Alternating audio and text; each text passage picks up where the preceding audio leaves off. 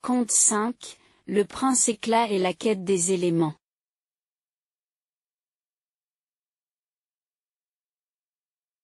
Dans le royaume magique de Prismaria, tout était en harmonie.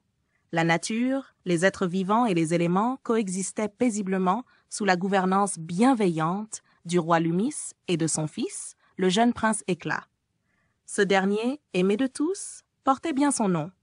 Un jeune homme au cœur pur, doté d'une grande sagesse et d'un profond respect pour les forces naturelles qui régnaient dans son monde. Cependant, un jour, cette paix fut troublée. Sombria, une sorcière rejetée par la société pour son cœur empli de ténèbres, déchaîna sa colère contre Prismaria. Usant de sa magie noire, elle manipula les éléments pour les corrompre. La terre trembla, l'eau inonda les villages, les flammes dévastèrent les forêts et les vents furieux détruisirent les récoltes.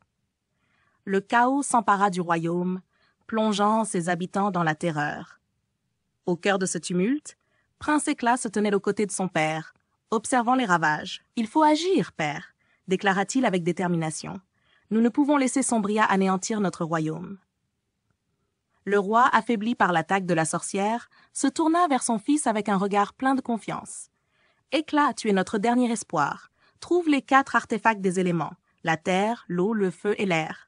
Ils sont les clés pour rétablir l'équilibre naturel. Que Flair, ton fidèle phénix, t'accompagne dans cette quête. » Sans plus attendre, le prince se mit en route, accompagné de Flair, un majestueux oiseau de feu, capable de renaître de ses cendres. Le premier artefact à trouver était celui de la terre, caché dans les profondeurs de la mystérieuse terre de jade. Une région verdoyante, mais instable, à cause des tremblements causés par la magie de Sombria. Alors qu'il traversait des forêts luxuriantes et escaladait des montagnes escarpées, Éclat restait concentré, observant la nature bouleversée autour de lui. Flair volait au-dessus de lui, illuminant leur chemin de sa lumière flamboyante. « Flair, sens-tu cette énergie? L'artefact de la terre doit être proche » murmura Éclat. Le phénix hocha la tête, ses ailes d'or scintillant dans la lumière du crépuscule. Soudain, une lueur verte jaillit d'une crevasse, captant leur attention. « Là, c'est l'artefact !» s'exclama Éclat. En s'approchant, ils découvrirent une gemme immense, profondément ancrée dans le sol cristallin, émettant une puissante énergie tellurique. Le prince tendit la main pour la toucher, mais avant qu'il ne puisse la saisir, une ombre s'éleva devant eux. Sombria, la sorcière maléfique, apparut dans un tourbillon de fumée noire, un sourire mauvais aux lèvres. « Tu es courageux, petit prince, mais tu es naïf si tu crois pouvoir me vaincre. Ce monde appartient aux ténèbres maintenant, et tu ne peux rien y faire. » Éclat, sans se laisser intimider, se tint fermement face à elle. « Prismaria n'est pas un royaume de ténèbres, Sombria. Il est fait de lumière, d'équilibre et d'harmonie, des valeurs que tu ne pourras jamais détruire, répondit-il, déterminé. La sorcière lança un sort, et un tremblement de terre secoua violemment le sol autour d'eux. Les rochers se fissurèrent, des arbres tombèrent, mais Éclat resta immobile, le regard rivé sur l'artefact. Flair, d'un battement d'ailes, s'envola haut dans le ciel, projetant un cercle de feu autour d'eux pour les protéger. Sombria lança une nouvelle attaque, mais cette fois, Éclat leva les mains vers le ciel. « Éléments de la terre, écoutez-moi. Je suis Éclat, fils de Prismaria. Ensemble, nous restaurerons l'équilibre. » La gemme de terre réagit alors à son appel. Une lumière émeraude envahit la vallée, et les tremblements cessèrent.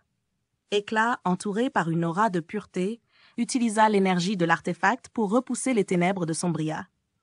La sorcière hurla de rage, tentant de résister, mais la puissance de la terre, combinée à la lumière d'Éclat, était trop forte. Elle fut projetée en arrière, vaincue, mais non détruite. Cependant, quelque chose d'inattendu se produisit. Alors qu'elle s'apprêtait à s'évaporer dans un dernier tourbillon de fumée, une étincelle de lumière passa à travers son regard sombre. Une étincelle d'espoir. Elle tomba à genoux, confuse, déstabilisée. « Pourquoi? Pourquoi n'as-tu pas cherché à me détruire ?» demanda-t-elle d'une voix tremblante. Éclat, s'approchant d'elle, tendit la main. « Parce que les ténèbres ne peuvent pas être combattues par la haine. Seule la lumière peut rétablir l'harmonie. Il n'est jamais trop tard pour changer, Sombria. » Ces mots, emplis de compassion, touchèrent la sorcière au plus profond de son âme. Elle se redressa, son visage assombri par des années de ressentiment semblait soudain plus doux. « Je, Je sens la lumière. Peut-être ai-je eu tort. Peut-être qu'il existe une autre voie que la destruction. » Sombria, ébranlée par cette révélation, leva le maléfice qu'elle avait jeté sur Prismaria. Les tremblements cessèrent, les arbres se redressèrent, et les rivières reprirent leur cours paisible. Le royaume tout entier retrouva sa splendeur d'antan. Le prince Éclat et Flare retournèrent au château, où ils furent accueillis en héros. Le peuple de Prismaria, reconnaissant pour leur courage et leur compassion, célébra pendant des jours. Le roi Lumis, fier de son fils, déclara ce jour comme celui du renouveau de l'équilibre dans le royaume. Quant à Sombria, elle disparut dans les profondeurs de la forêt, mais cette fois, elle ne cherchait plus à nuire. Désormais, elle voulait comprendre cette lumière qui l'avait touchée, espérant un jour trouver sa place dans le monde. Ainsi, le prince Éclat, par sa bonté et sa force d'esprit, avait non seulement sauvé Prismaria des ténèbres, mais aussi ramené un peu de lumière dans le cœur d'une sorcière autrefois perdue.